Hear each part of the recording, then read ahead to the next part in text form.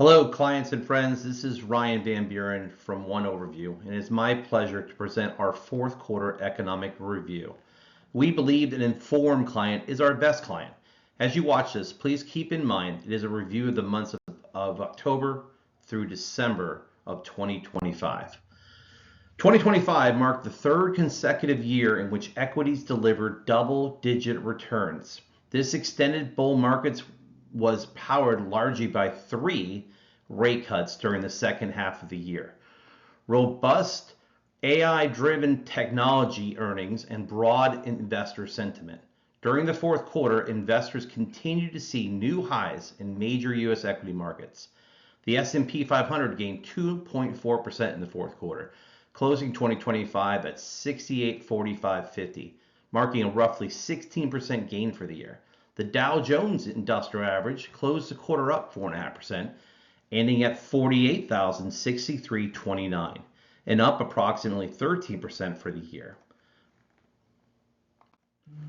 During the fourth quarter, inflation continued to show incremental signs of easing, while economic growth remained resilient, contributing to an environment often described as the Goldilocks scenario.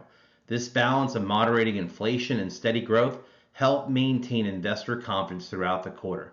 The November core CPI, which does not include food and energy prices, was cooler than anticipated by analysts, increasing 2.6% over 12 months. Interest rates were lowered twice during the quarter for a total of 50 basis points in the fourth quarter, ending at 3.5 to 3.75%, including the September rate cut. 2025 brought a total of three consecutive rate cuts. The Federal Open Market Committee ended the year forecasting future rate cuts in 2026. However, they indicated they could come at a slower pace than we experienced in the first half of 2025. The fourth quarter of 2025 was relatively calm for the U.S. bond market. As the quarter ended, the 10-year Treasury yielded 4.18%, the 5-year Treasury was 3.73%, and the 30-year Treasury yielded 4.84%. Bond behavior continues to hinge on the direction of interest rates. Should the Fed pursue additional rate cuts, existing bonds could appreciate in value. Conversely, expectations of slower easing or persistent inflation pressures could push yields higher. Bonds can be an integral part of a well-diversified portfolio and usually offer stability during times of market decline. However, please remember, while diversification in your portfolio can help you pursue your goals, it does not ensure a profit or guarantee against loss. Safety comes with a cost, and many major banks are still only offering low interest rates to savers. According to Barron's, the average bank money market on December 29, 2025 was 0.52%, and the average 12-month CD was 1.90.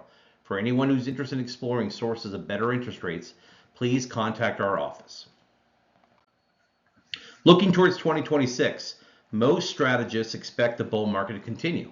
Analysts are optimistic about 2026, with a consensus that year-end returns will be positive. However, investors are aware that market pullbacks occur on average every 18 months, so we must remain prepared.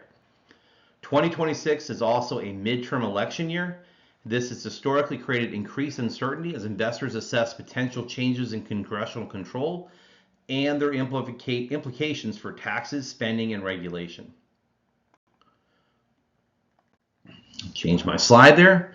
While investors are optimistic, market volatility is likely to persist. This makes discipline and perspective essential.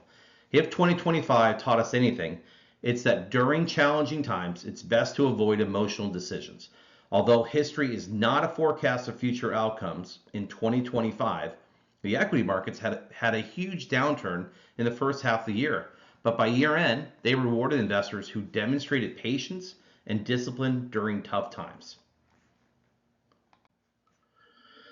We want to remind listeners that we encourage long-term investing. If you examine a 45-year chart of equity returns, we are once again reminded that over a 40, 30, or 20-year time frame, even with some very severe downturns, historically long-term investors have been rewarded. In summary, equities continue to reach record highs in the fourth quarter. The rally was primarily fueled by additional monetary policy easing, the AI boom, a resilient labor market, and consistently strong corporate earnings. In the fourth quarter, the Fed reduced the federal funds rate twice by a total of 50 basis points, finishing the year at a range of 3.5 to 3.75, with the potential for additional but slower cuts next year. Inflation numbers came in better than expected, and the consumer price index rose less than expected. We entered 2026 with optimism, but we always need to be prepared for a pullback. Overall, investor sentiment was healthy and upbeat in the fourth quarter. In conclusion, we are optimistic. We will continue to monitor potential disruptors, including a slowing economy, the effects of a new tax legislation, the path of inflation and interest rates, and heightened geopolitical uncertainty. Focusing on your long-term goals and staying the course of a well-guided plan can help you stay grounded and confident during these times of uncertainty. We are here for you. Please reach out with any questions or concerns. Your financial well-being is always our priority. As your financial stewards, we closely monitor areas that we believe are important to your financial well-being.